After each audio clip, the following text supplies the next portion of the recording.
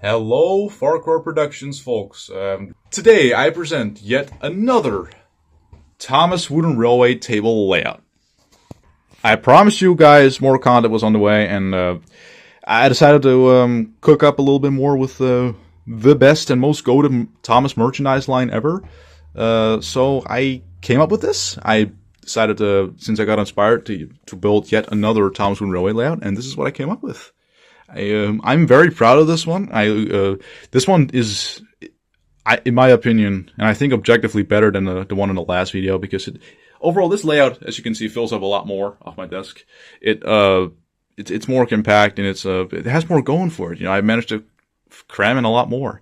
So I'm really proud of this one. This might be one of the best things I built, like on my table.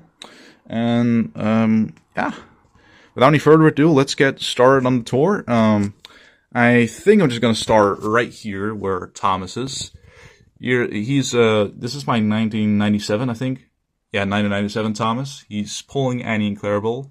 Here's Birdie, and Toby too. I assume Thomas, Birdie, and Toby are they're either talking about branch lines or races, because, you know, Thomas could be like, Toby, me and Birdie have races all the time. Do you and Henrietta have a race? No, we're too old. Anyway, it goes past the post whip mill, like the right one, through the stop and go station. Toby's pulling Henrietta. Under this line, we'll get to that later. Let's take this switch here real quick, because more efficient. We've got less to cover here instead of having to cover all this first. Here is Salty. He's pulling a couple cargo cars. He's getting loaded on my cranky. This way around, here's Oliver, and here's Harold. Goes over an arched stone bridge. Here's Harvey. He's pulling the breakdown train. There's not really any accident or mess going on, but he's more so just doing an inspection, patrolling duty, I guess you could say. Goes down here, and here we have Edward pulling chicken cars. We'll get to this area later too. If you follow this line, here is Henry. He's pulling Rocky. Also just, I guess, carrying him around, because where the fuck else would you put that giant crane? Goes around here. Here's Terrence. Here we have Spencer. He's touring the Duke and Duchess around again. It goes into the quarry mine tunnel. Here's Derek. His ass is wiped out again because he is broken down. He's still broken down. Nobody helped him, and he's standing alone. Goes over here to the transfer yard crane. And this stays into an elevated track for a bit. I really love how I did this area, by the way. This has got to be my favorite area of the whole layout. Like, the way this looks so packed and filled with trains and destinations, it just looks so full. This elevated track going over it, and with the stacking riser, just looks really cool. Looks really aesthetically pleasing. I am proud of this. Here we have the very obvious Railway Series reference again. Again, struggling with two coaches. Goes through the Knapford Cover Bridge. Down here, here's George, a steamroller. Here is the chocolate factory, with the only engine I thought was appropriate to put here, Charlie, because, you know, this destination reminded me of the movie Charlie and the Chocolate Factory. So here we have his namesake at his namesake factory.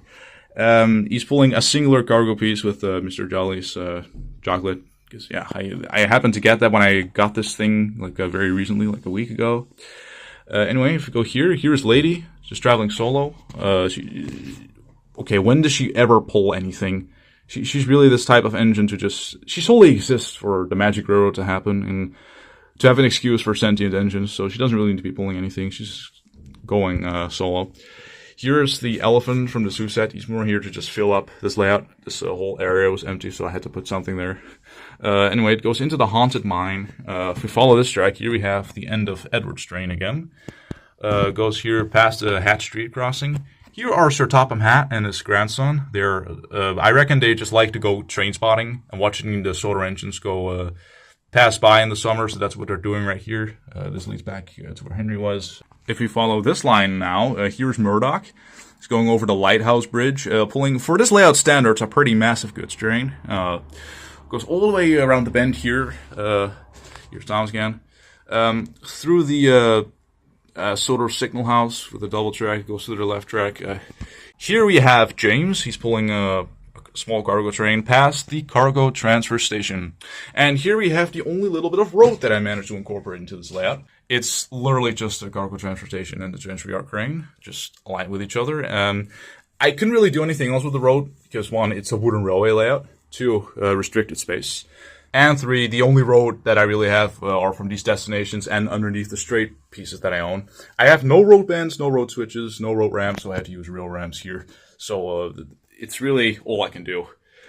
Anyway, this goes under the over-the-track signal, the blue one, and it leads back down to where Spencer is. If we take a switch further, here goes into the tickets and snacks tunnel, to the other side of the signal. Here is Oliver. He's pulling a good strain with towed at the back here. It goes underneath the stacking riser from where the triple header was, and it leads back wherever the Thomas is. We have couple more things to cover here. So if we go this way, here is the sort of oil derrick, and Boko is pulling an oil tanker past it. If we go here, let's take this line real quick. Here's Arthur. With my easiest custom yet, here is Slow-Em Hat. All I have to do is take my second Topham and draw a mustache on him. Hey, what looks neat, and I think he definitely does. He's rocking that look. Here's Arthur. He's conveniently pulling the waterworks cars past the water tower. So, very neato, my favorite character. I love what you've been up to, my friend. And this leads back to this hour line again.